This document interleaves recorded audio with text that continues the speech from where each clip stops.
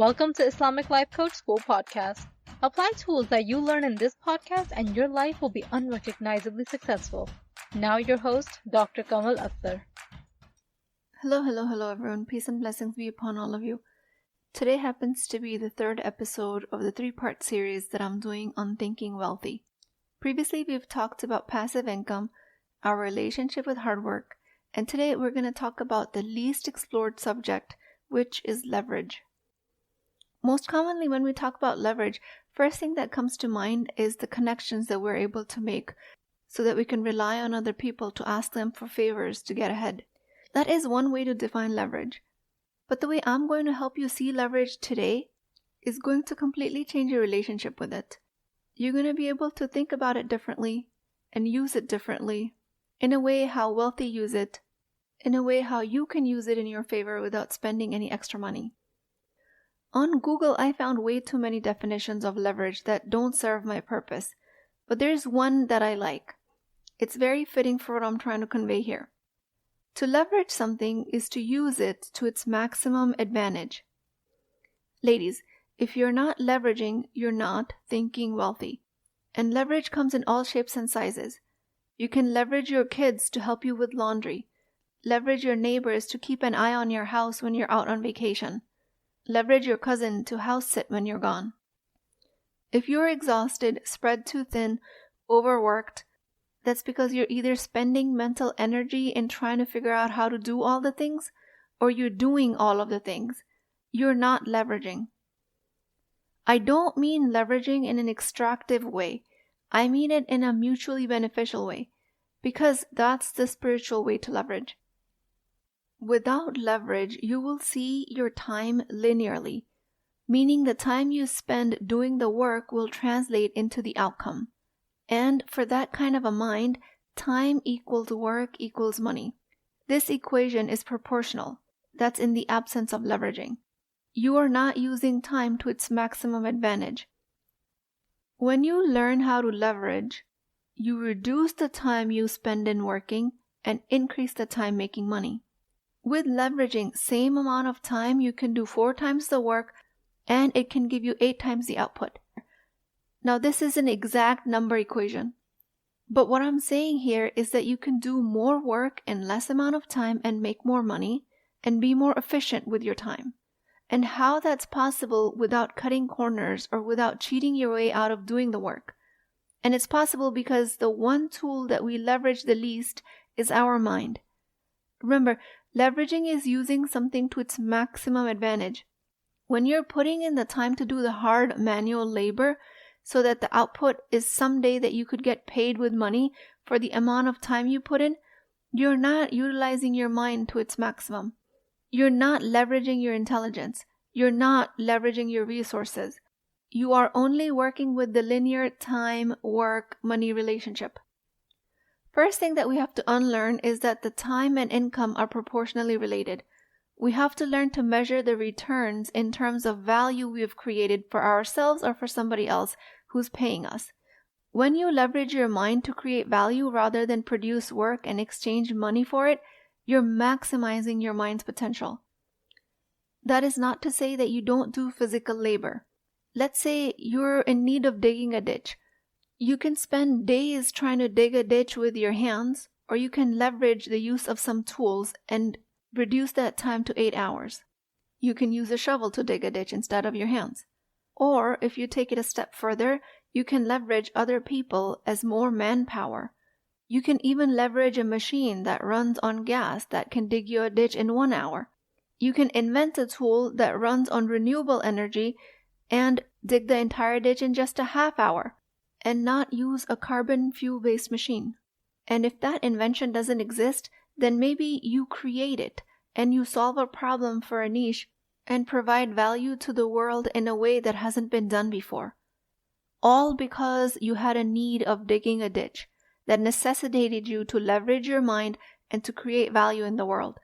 If you invent a machine that digs a ditch in a more fuel and time efficient manner, then even though inventing it and creating it will take time up front, that is the hard work that you're putting in the front end, it will pay off in the long run. And that's what will turn into passive income that we talked about in the previous episode.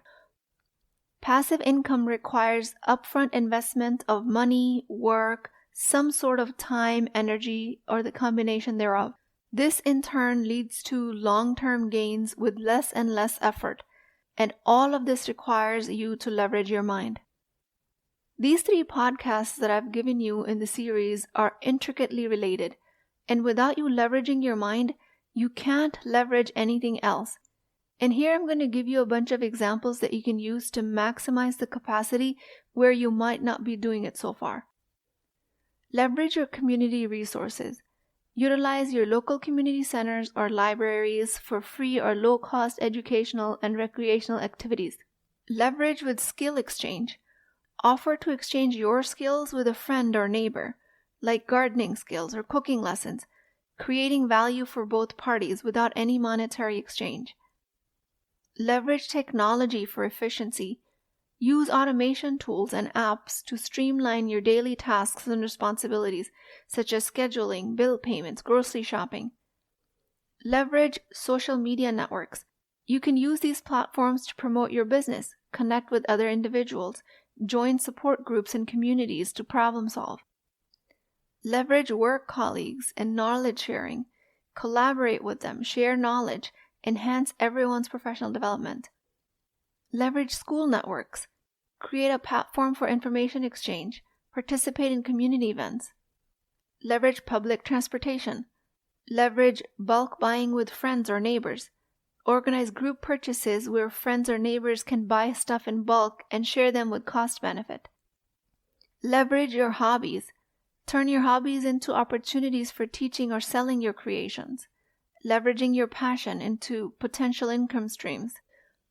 Leverage friends for accountability if nothing else. Partner with a friend or a neighbor for regular exercise sessions. Provide each other motivation. Trust me, there is so much out there that you haven't yet thought about leveraging.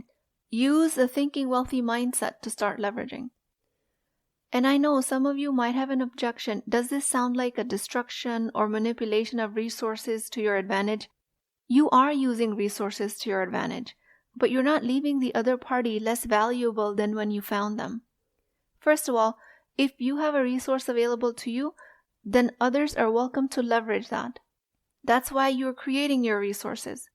And if you think you don't have any resources available to you, then I'm going to say that your mind is not being as resourceful that it can be.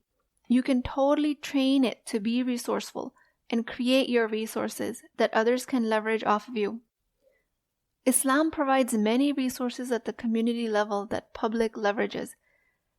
Zakah or almsgiving, one of the 5 pillars of Islam. This is the form of charitable giving based on accumulated wealth. Sadaqah or voluntary charity. Beyond the obligation of zakah, Muslims are encouraged to give in charity. This is when other people can leverage your resources to help themselves. If people who are benefiting from these resources start thinking that, oh, we're extractive and we're manipulating the resources and we're undeserving of this resource, then how can they help themselves? The whole cycle will halt. This design in the Islamic economy is put in place for a reason. When a scholar shares their knowledge with you at a sermon, then that's you leveraging their intellectual resources to benefit you, and it benefits the community. The scholar is not sitting there thinking, oh, all my knowledge is being extracted from me.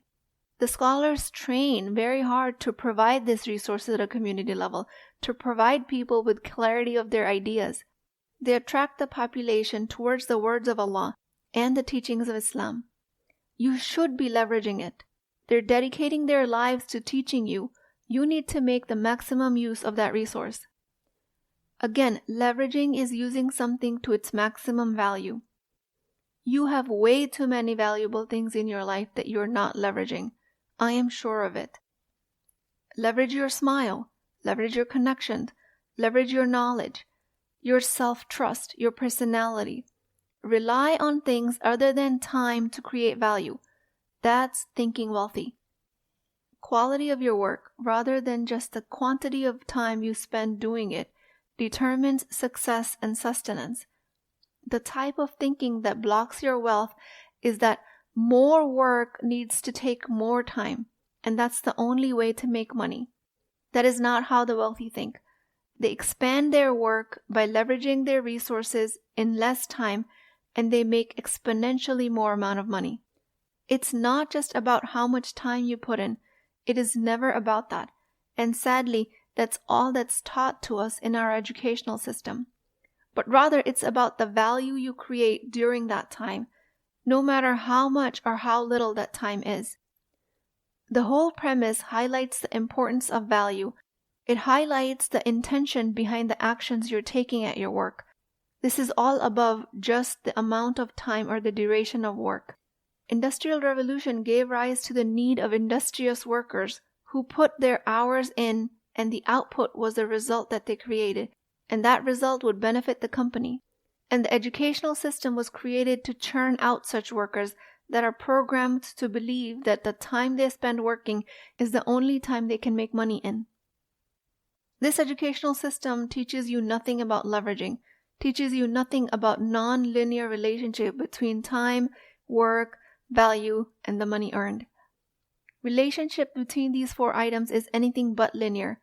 You can make an exceptional amount of value and money with focused hard work that is defined by the previous podcast, that is very dedicated in a period of time while you're leveraging your mind to the maximum.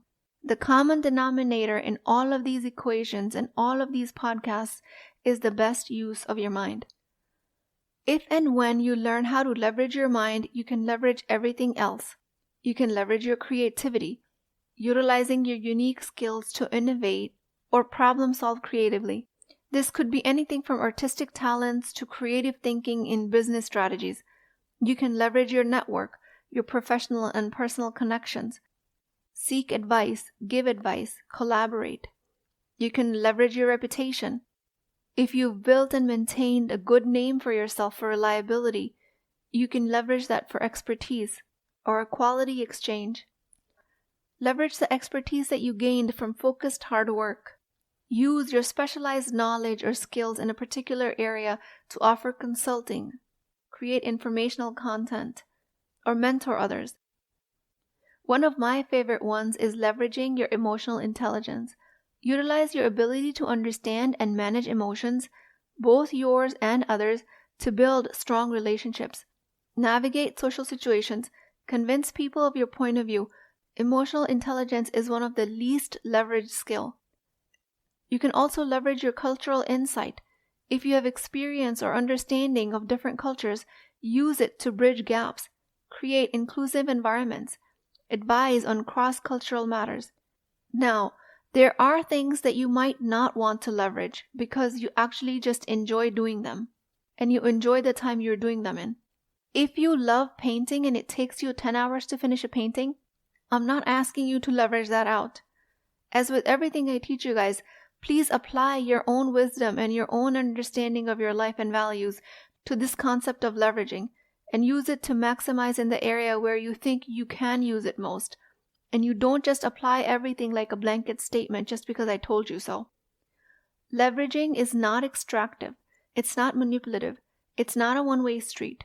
When you leverage resources from others, you're also creating resources for others to leverage from you. It's a win-win situation. Instead of counting the hours, make every hour count when you work.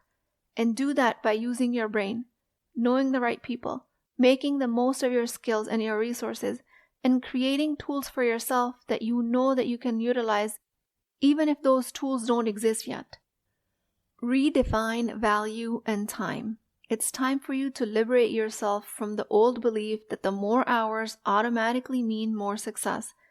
Understand this profound truth that the money you can make is not measured by the clock hours you're putting in, but by the value you create. The world's most successful individuals know this secret. They focus on impact, not just the activity. So I urge you to think about the legacy you want to leave, and any legacy is created by leveraging. If you reached high levels of passivity in your income, that means you've been able to successfully leverage your mind. And the more income you have, the more you can leverage that money further on. The modern day resources like outsourcing and artificial intelligence, digital apps, they all do not mean you don't do any work. The difference between middle class and the wealthy is the difference between the relationship that they have between money, time, and work. It's not like more time I spend working, the more money I will make. It's more like the more I leverage my mind, the more money I will make. Another myth I want to put to rest here is that when I talk about leveraging, I'm not strictly talking about outsourcing for money, although that is one type of leveraging. Meaning if you hired a virtual assistant to help you with your billing in your medical business, if that's a type of a resource you're going to leverage, by all means, that is totally encouraged. But if you don't have the money to pay a virtual assistant, then that might not be something that you want to leverage because you don't have that available to you yet. Maybe you want to automate it some other way. Maybe you want your kid to do it. Maybe you can pay them back with a play date. I don't know. I'm not in your life. I cannot give you the breakdown of every life scenario and how you can leverage it. Only your mind can do that. A small business owner automates invoicing and customer service with software tools, freeing time to focus on strategic planning and customer service. Women in scarcity mindset are not taught to leverage their mind. If this is your first lesson in the field of leveraging, then let it be the start of a new beginning, as you are now using your mind through strategic utilization of available resources, all to your advantage. While many around you will still continue to believe that more hours simply means more money, I challenge you to see beyond this. Understand that the wealthy don't just work harder, they work smarter. They leverage not just their time, but their intellect, their networks, and their other resources. You have the same incredible potential within you. Your mind is your greatest asset. Use it to think outside the conventional box. Thinking wealthy is about increasing the quality of your thoughts about wealth and money, making your relationship with passive income, hard work, and the concept of leveraging very solid in your mind.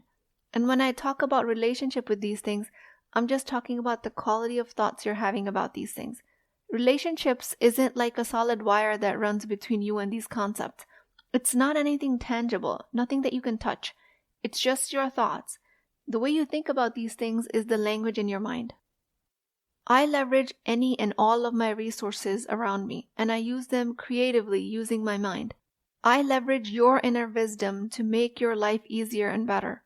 I don't sit and think about all of the people that don't have the money to pay me for my incredible Empowered Muslim Women program. You have all of the resources you will ever need to invest in my program. I believe it from the bottom of my heart because this program carries so much value that no amount of money, time, or attention you spend on it will ever be able to quantify the value that is in this program. If you're not ready to leverage your mind at that level, where you can participate in the EMW program, it's perfectly fine. You have my podcast and my Wisdom Wednesdays to get value from. But I think about all of the women that want to learn how to think, that want to become financially independent, that want to create a different future. I think about all of the women that have gotten benefits from this program. All of them that are currently getting mind-blowing value from this program. And I think about all of the women that will benefit in the future. I leverage my mind, which lets me leverage my creativity, my capabilities, my abundance, the value I generate through service. And I do it from a place of sincerity and contribution, inshallah. Allah subhanahu wa ta'ala says in the Quran, Allah will raise those who have believed among you and those who were given knowledge by degrees. Surah 58, Ayah 11. What leveraging is going to do is that it's going to break your linear time and money exchange relationship. And thinking wealthy is all about leveraging. It's not about consuming other people's resources and hanging them out to dry. It's about reciprocating. People want to help. You can count on them for their help, their resources, just as they can count on you for yours. If you need help leveraging a connection, they gave you help and you gave them a chance to help. That's a complete bi-directional relationship of leveraging. Or you can pay them back with a compliment, praise, recognition, gratitude, or dua. Pay them back with dua. I give you value in this podcast that you can leverage, and in turn, I ask you for du'as. That's a complete relationship. With that, I ask Allah subhanahu wa ta'ala, O Allah, Al-Kareem, the most generous, guide us in using all of our resources that you've given us through your mercy and blessings. Guide us to see value not in hours spent, but the impact and legacy we can create. Let us leverage the cycle of mutual benefit and generosity, reflecting your endless grace and mercy. O Allah, may our minds be our greatest asset, used for innovation, kindness, and for the ease of humanity. O Allah, help us approach wealth and work with sincerity. Make this life an ultimate leverage for success in the afterlife. Ameen Ya Rabbal Alameen. Please keep me in your du'as. I will talk to you guys next time. If you're interested in getting coached by me, I'm offering a very affordable opportunity to do that with Wisdom Wednesdays. This is not a course, not a lecture. This is an opportunity for live coaching, real change with Islamic adab and etiquette. You do not need more information. You actually need a space to create change. At $19.99 a month, which is a price of takeout dinner, you as a Muslim woman will create confidence, intimacy, and connection without shame or fear of judgment, because your privacy is my highest priority. So join at www.islamiclifecoachschool.com, resources, Wisdom Wednesdays. I'll see you inside, inshallah.